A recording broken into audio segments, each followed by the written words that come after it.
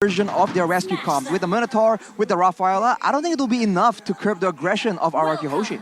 So let's just see and witness the final game potentially for side of Aura Fire, for side of RRQ HOSHI. Can Aura Fire send RRQ HOSHI down to the lower brackets, or will RRQ HOSHI survive another game? Let's go. Let's talk a little bit about just the sustainability of this Aura Fire composition, right? Because they have the heals coming in from the Minotaur and the Rafaela now. So RRQ are going to have to be very careful as to how they actually look for these fights. If they commit, it might actually turn around. Yep, I think that's what Aura likes doing, right? They play aggressively, they bait out aggression from their opponents, and then before you know it, oh, the kill isn't exactly a kill, it's just a complete bait. But now you can see that, ooh, Albert just making moves on the link. Yeah, but it's still High who actually secures the lethal. Seems like here, RRQ HOSHI, they are playing the tempo rather fast here in the early game. But we are going to see here that no first bloods just yet. No first bloods just yet, so both teams playing it quite slow. Uh-oh. In the mid game though. I always say that. Oh As my first blood taken The caster by curse. R7. Wow, man. Fluffy gets taken out, and RRQ HOSHI, if they can curb the aggression, the playmaking from Fluffy, it'll be really, really good. The mid lane though, a bit more plays happening as well as High comes onto the scene. Seems like now High with this Red Bull Minotaur entering the land of Dawn, RRQ HOSHI. They need to play the early game. Yeah, they do. Yeah. Wait, no, RRQ. No, well, honestly, they can play for early. They can, but I don't think that's not the optimal route, I think. Aura Fire has a little bit more to play with in terms of neutral objective control. And obviously with this Rafaela Minotaur, they're very sustainable, right? And Skylar is going to be bullied by that Melissa. So RRQ, I think late game, mid game to late game is where they find their comfort. But RRQ going for it. Black Dragon 4 Minotaur has been popped as well. Lane will steal that Lord. Yutong gets deleted. Godiva might be next, but the silence is there. Albert gets taken down. A Fluffy finding that kill. Aura Fire, they are rather healthy, but take a look at the talent's prediction. It's a healthy mix. But now, no. It's an even game. It's an even ball game here. 3-4-3 Aura Fire as well as the RRQ HOSHI. I mean, again, right? It was displayed there. Arashi, we said it. Prolonged team fight. That sustainability coming in clutch for Aura. Facehugger going to be engaged on though by R7. Yeah, Facehugger used the flicker to escape as R7 is chunking the health of two members there. Seems like RRQ HOSHI still with the lead here, but no, top side, wall charge. Oh! He gets stuck. Kabuki will not be able to escape as Skylar finds a kill. Godiva High trying to look for some compensation. His play is a juicy target. And take a look at the stomp. 3 stomp. Bang, bang, bang. Goes down Clay. Wait, that was so much damage. That was insane damage, Rashi. That Minnow and Fury took Exactly. 100-0, Clay. You didn't expect it, but that was just a Minotaur and a Rafaela. The two heroes we talked about having support, having utility, and sustain. Not damage, and they're able to take out the target in the right hand. So Aura Fire, they're definitely dangerous right here.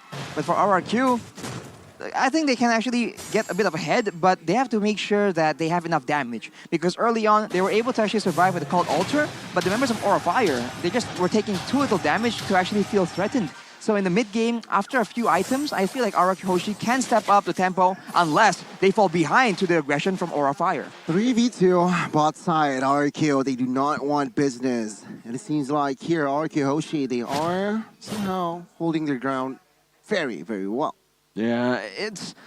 for RRQ, I'm really trying to dissect this draft once again, right? They can play towards the late game, but they're going to have to, again, play it around Skylar. The fact is currently Aura have a lot of poke with that Feather Airstrike, and even here, look at that. Oh, we'll pick up the Lord once again. War and Shield as Godiva is the first one to fall. High is going to be next as R7 focuses on Facehugger. Petrify connects as Facehugger will not die. Kabuki with the save as Skylar with the Nibiru Passion will not find a kill. Fluffy trying to distract the members from the side of RRQ HOSHI, but it will be RRQ HOSHI winning the trades with that objective pick. Definitely not good for Aura Fire now. They're starting to really struggle in this early game. And up against a Beatrix is not what you want to see. Skylar has 3 kills in his pocket and now a BOD as well. In the 5th minute of the game, that's a very fast BOD build for Skylar. He's also 2 levels ahead of Kabuki. Remember what he was able to do while behind in game 2. Currently, this is a very scary Beatrix. 3-0 in the early game. Definitely not the ideal situation for Aura Fire. They have tools available to zone him away though. They can use Fluffy, they can use Facehugger, and to a degree, the Minotaur from High can also be a zoning tool. But of course, it all depends on how RRQ HOSHI position, and right now, High makes a play. 4v1 again. Fluffy was the only casualty, a very well set up play by RRQ HOSHI. Again, now perhaps they are looking top side here. Skylar chunking with that sniper. Feather airstrike to somehow cancel Skylar's attack. Vin is there, and the first turret will fall, and it will fall for RRQ. Look at the items though, BOD for Skylar. With everyone having so little HP in this early game, being able to do more damage when you are 50% health or lower is going to be very beneficial for Skylar in making sure that he gets the secure on those snipes, on those maybe in the Viewer Passion, depending on how the fight plays out. He's usually the one that stays behind and is on part of the cleanup crew, so I think it's a very smart itemization choice, and it's going to let him snowball even more depending on how this game unfolds. Turtle fight. Black Dragon programs in pops. Minion Fury as well. Albert will claim the 3rd Lord. High, not be able to mount anything. Facehugger with that feather airstrike. He needs to be careful. High, first one to fall here for the side of Aura Fire. RRQ HOSHI, 3,500 gold lead. Fluffy finding compensation, taking the tier 2 bot side. And RRQ just really stepping up the gas. Purple buff invade, and they seems like they might want the mid, but Aura Fire responds very well. Aura Fire needs to stop committing into these contests, man. Again, they're 4,000 gold behind. RRQ are going to be able to have a much better time in any of these neutral objective takes. So Aura, what they need to do right now is play slow. Grab the objectives in the side lane slowly but surely, just like you guys can grab the promotion on screen, grb.to/MPL for a 90% discount code. I would agree with that. If they can abuse the macro play, we did say that one of the big weaknesses for RRQ right now is the rotations. So if Aura Fire can out-rotate RRQ HOSHI, confuse them, and use the solo playmaking of maybe Fluffy or even, well, I guess mainly Fluffy in this composition, they can probably get an edge over RRQ HOSHI. But for now, on those neutral objectives, RRQ HOSHI will have a huge advantage with the Cult Altar. And we'll see here. It seems like RRQ HOSHI, they are still sieging the mid lane. And for now, Facehugger and Kabuki is having a tough time to somehow create a significance. Why? Because R7, that Yutsong with that Petrify is just a nuisance. Oh my god! Flicker watch out play on towards Facehugger. He gets taken down. 7 to blade. The back side, Godiva is target. He gets taken down. High, it might be next. Pops that skill to escape. Now, RRQ HOSHI, 6,000 gold lead. Fluffy flanked, looking for a counterplay. Oh is this no! The right play? Skylar zoning 2 members. Fluffy is a little bit too sustainable to be taken down. RRQ HOSHI though, they will not be distracted to their main agenda, and that will be perhaps the Lord.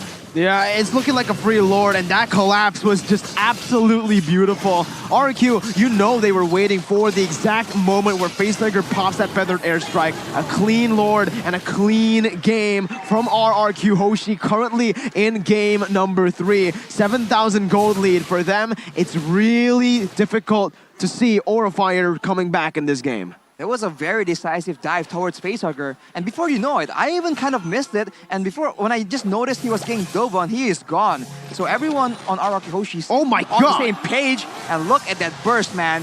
The snowball from Skylar, nothing to sneeze about. You can see here, seems like RRQ HOSHI, 7.7 thousand gold leader.